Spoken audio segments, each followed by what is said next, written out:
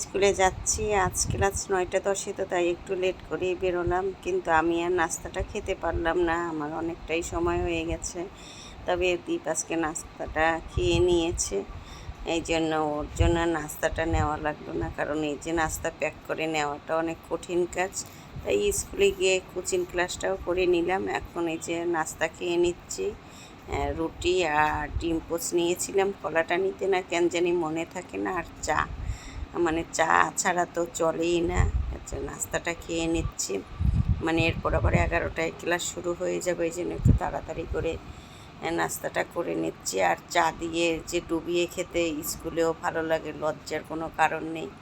আর এই যে গতকালকে আমি গাছগুলো নিয়ে আসছিলাম না, সেই গাছগুলোতে সকালে দেখি অনেক ফুল ধরেছে, মানে এত ভালো লাগতেছে। জবা ফুলটা একেবারে লাল টকটকা জবা, এরকম গাছে ফুল ধরলে ভালো লাগে।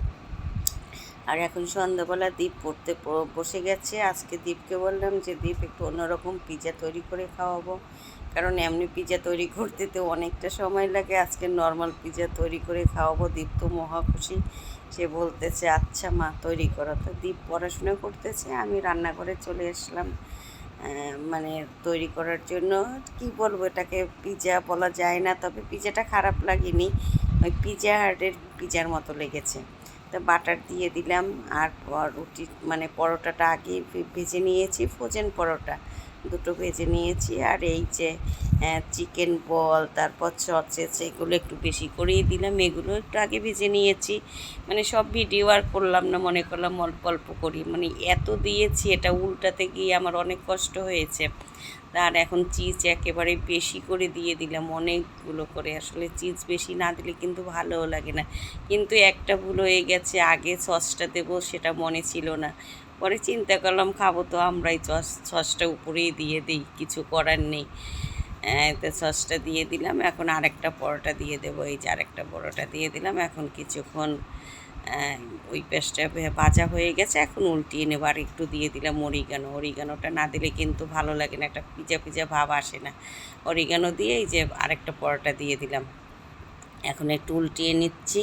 একটু বেশি সময় ছিল, আর গ্যাস তো বেশি বোঝা যায় না, তবে খারাপ লাগেনি, একেবারে মচমচা হয়েছে। এই যে পিজা আমার রেডি, এখন খাওয়ার পালা। দীপকে বললাম পড়াশোনা বাদ দিয়ে চলে এসো, এখন আমাদের খেতে হবে। পিজাটা টেস্টি হয়েছে, এই যে ভাগ করে নিচ্ছি। মানুষ তো আমরা দুজন, দীপের বাবা আবার এগুলো পছন্দও করে না, আর সে আসে এত লেট করে যে তার জন্য রাখলেও মানে ওটার পরে ভালো লাগবে না। এখন এই যে 4টা পিস করে নিচ্ছি, দীপ বড় পিস দুটো খাবে, আর আমি ছোট পিস খাবো। তবে আমি এক পিসই খেয়েছি, ওর কাছে অনেক ভালো লেগেছে। এই যে বাবু খাচ্ছে, বাবু বলছে যে মা অনেক টেস্ট হয়েছে। তাহলে আজকের ভিডিওটা এখানেই শেষ করলাম, আগামীকাল আবার দেখা হবে তোমাদের সাথে। বাই।